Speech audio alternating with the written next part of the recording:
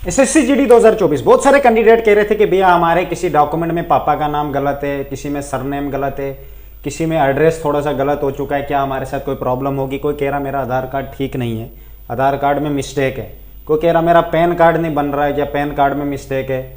तो क्या होगा एसएससी जीडी में, क्या फिर से रिजेक्ट कर सकते हैं बाद में किसी भी डॉक्यूमेंट में प्रॉब्लम आई। देखो भाई, एक बार जो होना था वो हो चुका है, डीएमई आपको हो गया, डॉक्यूमेंट वेरिफिकेशन हो चुका है। अब आपको डॉक्यूमेंट में कोई भी प्रॉब्लम आती है आपको बिल्कुल भी कोई रिजेक्ट नहीं करेगा, ठीक है। आपको बताया भी है कि ओरिजिनल डॉक्यूमेंट साथ ले लेना, बस शो अप करने हैं। अगर कोई पापा का नाम गलत है, मदर का नाम गलत है, या किसी भी फैमिली एड्रेस थोड़ा सा मिस्टेक है, वो मिस्टेक है, उससे कोई दिक्कत नहीं होने वाली है, ठीक है। अब एसएससी ने जो चेक करना था, आपके डॉक्यूमेंट लेने थे, उन्होंने ले लिए हैं। अब आप कोई एसएससी हेडक्वार्टर थोड़ी ना जा रहे हो भाई, अब आप पैरामिलिट्री फोर्सेज के अंडर जा रहे हो, उन्होंने नहीं चेक करना होता है, वो जस्ट एक सबूत के लिए चेक करते हैं। जहाँ पे भी आपकी ज्वाइनिंग जस्ट ओरिजिनल डॉक्यूमेंट देखेंगे, अच्छा ये वही बंदा है, बस ऐसा इतना ही होता है। वो बिल्कुल भी उनके पास अथॉरिटी नहीं है आपको रिजेक्ट करने की। रिजेक्ट जिसको होना था वो डॉक्यूमेंट वेरिफिकेशन करते वक्त हो चुके हैं, ठीक है। मेडिकल भी कुछ नॉर्मली होगा, बिल्कुल नहीं ऐसा कुछ होता है, कमी भी आई, कोई ब्लड में ब्लड कम हो गया, वेट कम हो गया, ज़्यादा हो गया, कुछ भी प्रॉब्लम आई है, हाइट कम निकली, चेस्ट ज़्यादा कम हो गई, बिल्कुल भी रिजेक्ट नहीं करते हैं, बिल्कुल भी। अब आपको कोई प्रॉब्लम होने वाली नहीं है, ठीक है। आराम से ये फालतू चीज़ों में मत पड़िए। करेक्टर सर्टिफिकेट अपने दो सारे बनवा लें। आधे कुछ कह रहे थे बच्चे के हमेशा एक ही फॉर्मेट आया, फॉर्मेट देखो भाई, एक आया, दूसरा किसी से ले लो, बनवा लो, रिस्क नहीं लेना, क्यों बार बार कहाँ आओगे फिर, या फैमिली से मंगवाना पड़ेगा, बड़ी इशू बनते हैं बाद में। रही बात अगर आपको कोई डॉक्यूमेंट भूल जाता है या आपके पास अभी नहीं है, बाद में आप जब डॉक्यूमेंट वहाँ पे आपके चेक करेंगे, आपको कहीं भूल जाता है घर, तो आपको टाइम दिया जाता है कि 2-3 महीने के अंदर आप अपना वो डॉक्यूमेंट सबमिट कर देना।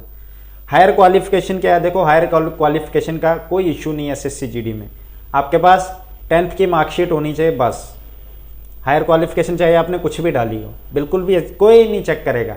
आप खुद सोचो ना, एसएससी ने जो करना था वो कर लिया, अब आपको उसने ट्रेनिंग सेंटरों में डाल दिया है, पैरामिलिट्री फोर्सेज के अंडर डाल दिया कि तू बीएसएफ सेंटर में तेरी ट्रेनिंग होगी। जैसे आधे बीएसएफ वाले कश्मीर में हमामा में ट्रेनिंग होगी उनकी, बाकी दूसरे सीआरपीएफ वाले दूसरी स्टेटों में होंगे। तो ऐसा है भाई, आप पैरामिलिट्री फोर्सेज के अंडर, एसएससी के अंडर अब नहीं आए, आप आ गए, आप नौकरी लग गई है। अभी मैं कह रहा हूँ अपना बैंक अकाउंट बना लो, जब सैलरी आएगी ना पहले उस दिन समझ आ जाएगा, बोलोगे यार मैं सच में नौकरी कर रहा हूँ, ऐसे फील होगा आपको। तो यार अच्छी बात है, आपने मेहनत की, यहाँ तक पहुँचे हो। अब बेवजह किसी की फालतू बातों में मत पड़ना, मत कोई आपको गुमराह करेगा, बोलेगा बीएसएफ रिस्की होती है, वो रिस्की होती है, ये रिस्की, वो पता नहीं क्या। कोई रिस्की नहीं होती, रिस्क कर जगह भाई। अभी भी मैं चेयर पे बैठा हूँ, कहीं ऐसे फंस गया, तार के साथ बिजली करंट लग गई, रिस्क कर जगह है भाई। ऐसा नहीं है मैं बाइक चलाऊंगा उधर भी रिस्क है, बस जिगरे की बात होती है। कोई जिगरा देख के रख लेता कि हाँ मैं तो रहूँगा किसी भी सूरत में। तो आप टेंशन बिल्कुल भी मत लो, किसी की बातों में मत पड़ो, वो रिजेक्ट कर देंगे। ये देखो स्टार्टिंग से आपको कितने लोग सुना रहे थे इधर रिजेक्ट हो जाओगे, उधर हुए आप, लास्ट फाइनल तक तो पहुँच गए ना। कितना टफ बीच में सफ़र रहा है नहीं आपका, बस वो दूसरों की बातें सुन सुन के टफ फील हो रहा था। अब इससे आगे आपकी लाइफ सेटल है, आराम से मस्त होकर लाइफ जियो, अच्छी मेहनत करो, ईमानदार बनो, बस यही मैं कहना चाहता हूँ। बाकी आपको कोई भी अब दोबारा रिजेक्ट नहीं कर सकता है, ना ही किसी के पास ऐसी अथॉरिटी है कि आपको वो रिजेक्ट करे, ठीक है। अगर किसी बात में आपको प्रॉब्लम भी आती है कि आप जनरल ड्यूटी नहीं कर सकते, तो आपको दूसरी ड्यूटीज़ में वो शिफ्ट कर देंगे।